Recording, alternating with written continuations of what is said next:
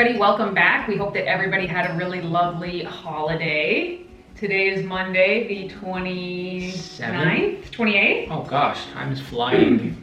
28th. And we figured since it's so close to the end of 2020, which can't come soon enough, we thought we would do like a little recap on how the year went and what we hope for 2021. For sure, yeah. I feel like this year the whole year was a New Year's resolution for me, because usually life is so busy and there's so much going on that it's like, all right, let's find a time to work on improving. And the new year kind of sets the precedent for that, to reflect and be like, okay, what could I have done? This year, because of isolation, I feel like it was a challenge to basically say, all right, well, I'm gonna work on myself so hard this year, all year long.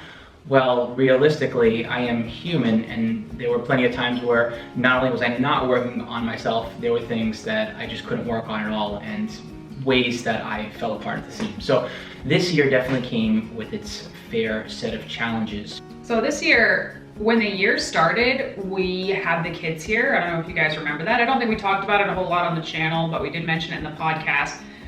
So we had the kids here, and that was already just like taking our life and going boop and just dumping it on its head. And the kids were here until April. So the pandemic actually started while the kids were here. And then when they went back to their parents, it was like the nation had already like settled in to the pandemic.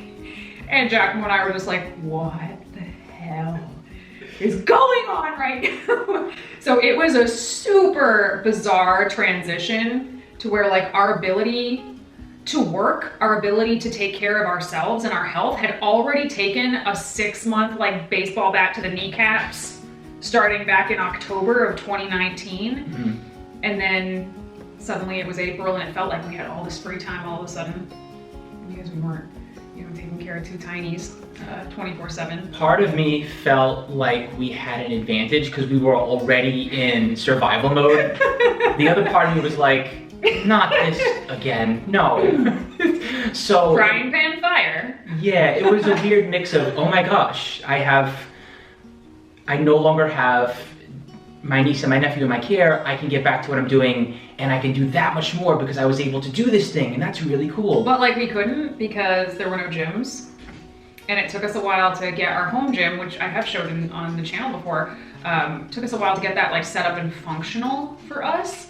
But Giacomo trained a lot more when the kids were here than I was able to. I mean, if I got in one session a week for like those 6 months, it was like pretty good. Well, that was both a good and a bad thing for me because I had set up an opportunity to have the perfect setup for competing.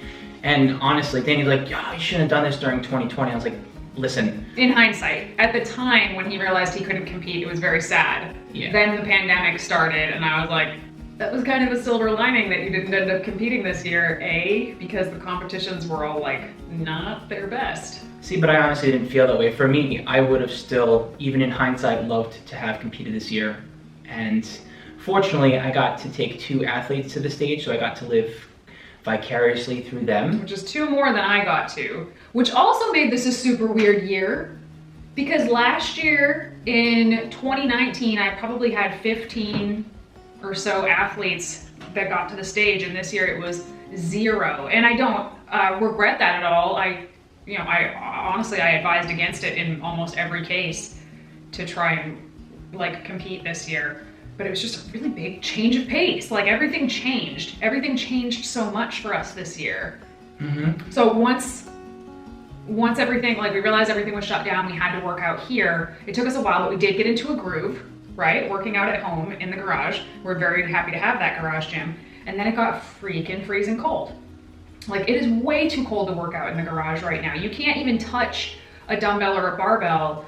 It physically hurts your hands to work out there right now. So now we're going back to the gym, but like a little bit more sporadically because the gym, sometimes it's really packed and sometimes people aren't adhering to the rules that they're supposed to be adhering to. And then there was a positive case and they had to shut the gym down. And then I got kind of sick and I didn't want to go because what if it was the virus? It's just not been awesome in terms of consistency, I would say. No, yeah, there's been a lot of planning.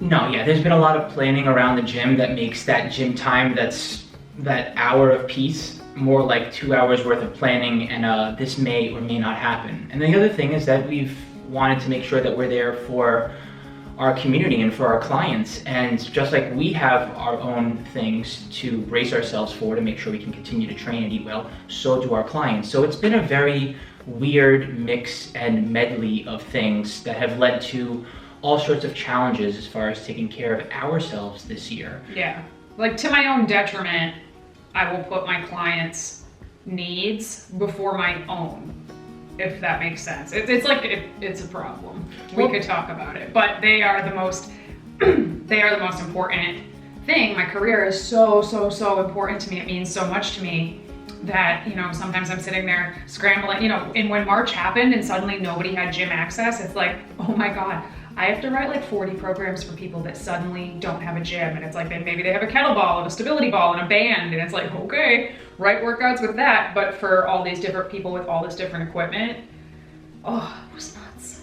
It was nuts. Yeah, and it's more than the programming itself. There's some hand-holding to make sure that people who are used to just executing and doing things in a disciplined-like way can be patient enough to let the plan come to them without unintentionally self-sabotaging, which in theory sounds like duh, but in actuality, once you've gone through it, you realize it's not that simple to rejuggle things while you have multiple priorities and life is changing and changing fast. And I think the thing about... This is Nimble. I don't think Nimble's ever been on here before. Xander's had several cameos. Not yet. But like, no, even people going from working in an office to working at home, that made a huge difference in people's nutrition. That made a huge difference in the amount of meat that people were getting. Suddenly people had to both work full-time at home and like get all 3 of their kids on a computer Zoom learning. Holy crap, like it's just been a year. That's the point. And I don't need to, you know, I understand that other people understand this because everybody went through it, but I think, and I know this from talking to a lot of my clients, that they think that like fitness professionals were like immune to this because so many of these things were already just habitually ingrained in us, which is true. I don't want to make it sound like this year was all negative. One thing that I totally learned this year was that some of these habits that we have, literally nothing could happen that would change those habits. And that was really cool. By some miracle, in spite of really not training that much, not tracking my food very closely at all, I have been able to just maintain my off-season weight almost without thinking about it. Now, is this what I was going for in the off-season? A resounding no. The goal in the off-season is to like actively build as much muscle as possible, and you can bet your bottom dollar that's not how this year went down for me personally. But even like your favorite athlete or your favorite fitspo or coaches that you know, like everybody struggled this year in some way. And I heard this saying once, and I've been using it all year to talk to people, that treading water in a storm is actually an incredible feat. If all you did was maintain where you were at with your health and your fitness pre-pandemic, like you rocked it, you nailed it, because all the cards were stacked against people this year.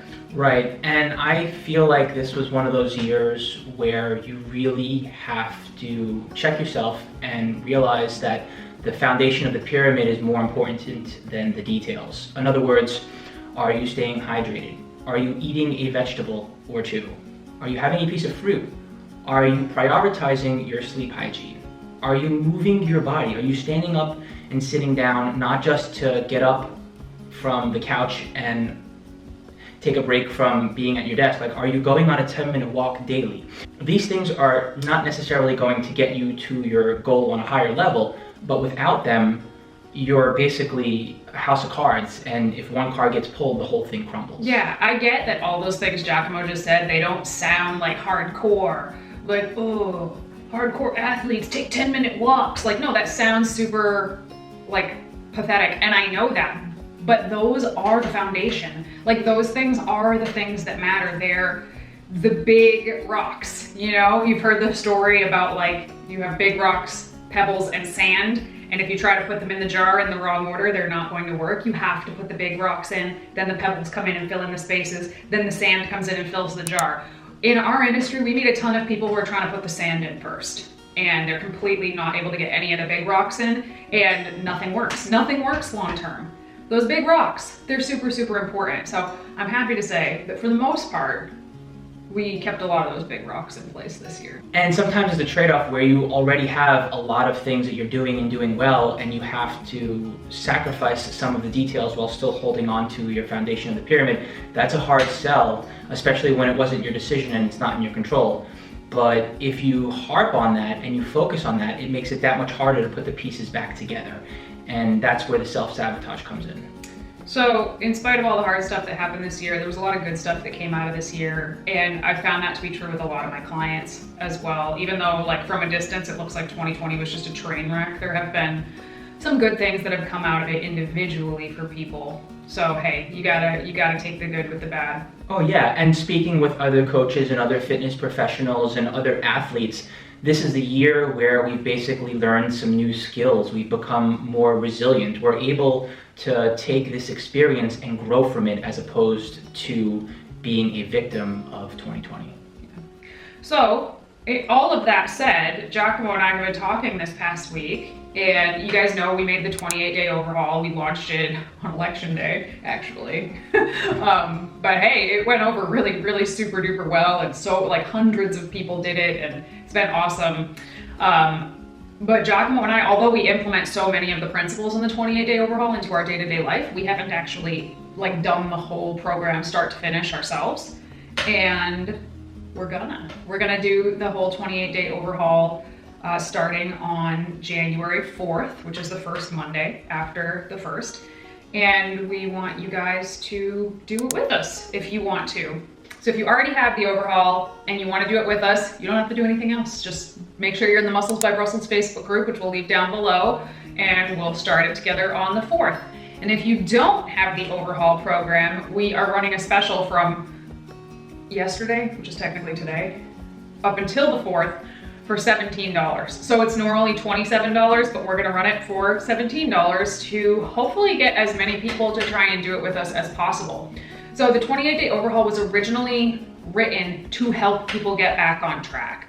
So what better time to do it than the beginning of the year? I know New Year's resolutions get like a huge bad rap, and I personally don't get it. I think New Year's resolutions are awesome. And I think when there's a group of people who are super motivated, like ride that wave, because most of the time people are not very motivated, and in fact, they're very discouraging of you trying to hit your goals. So if everyone's like, yay goals, like go for it. But it was originally written to help people get back on track. So there's a full 5-day at-home workout that can be done with it. There's cardio suggestions, supplement suggestions, sample meal plans, 10 recipes, and then the nutrition is calculated based on your goals and your lifestyle. So I'm trying to decide whether I want to do a body recomposition goal or a fat loss goal. Just because I'm like so far along in my fitness journey, I don't know if a body recomp goal is gonna do anything for me in 4 weeks, but I think I could make like some pretty speedy progress in a fat loss goal, but I just don't know if that's my current goal. But it's often motivating, so. Yeah, that's the thing. It's less about the goal itself, although that's really important, and it's more about having the framework to reach any goal. So that's what the 28 days are. It's basically a lesson in being able to accomplish just about anything you set out to do. It's all of our tools and all the things that we have learned over the course of many years in a simplified, put together in a simplified, easy to apply kind of way. Yeah, it's very step by step. There's no guesswork at all in it. What are you gonna do? What goal are you gonna do? Gee, I don't know. I'm currently trying to gain weight. So then you would do the. So I'll probably focus on the muscle gain, because as much as I don't want to gain right now, it's what I need to do for my long-term goals. So I'm gonna focus on that. I might do the fat loss one just to kind of clean things up a little bit before I move back into muscle building. But I also don't love doing fat loss when Giacomo's doing muscle building, because then it's just like he's eating a ton and I'm not, but I don't know. I'm still thinking about it, whether it'll be body recomp or fat loss, but we're gonna start it on January 4th. So if you would like to join us, we'll leave all the links to do that down below. And what are your 2021 goals? What are your goals? Let us know. We think next week the video is gonna be us actually doing a day in the life, like doing the 28-day overhaul. So that'll be a lot of fun editing, but I think it will be a good video for you guys. So any questions you have, comments, things you want to see, let us know down below. Hit the like button, subscribe, share, all that fun stuff we're supposed to ask you to do. And we hope you have a very happy new year.